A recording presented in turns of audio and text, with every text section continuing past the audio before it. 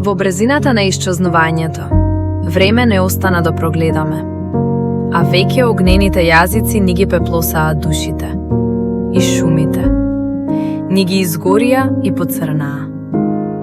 Од простотија и себичност, од апатија и недостиг на срам, компаси губат правец, а ние само се движиме околу комфорната зона. Без молитви за капки дожд и трупање летаргија со инатен демски, се гушиме бавно во пеколот, мазохистички и храбро. Дрвото пламти и исчезнува, а ние бараме незапаленото да го исечеме, за во зимата да се најде за огрев. Недоветните не водат кон бездна, слепи се и глуви се за пеколот околу нас. Кон кланицата на пат за мелење, си шепотиме дека имало бетер од ова. Надежите дека ќе живееме достоинствено, гладни и боси, пеплосани и крвјосани, само се повеќе тежнееме кон ништото.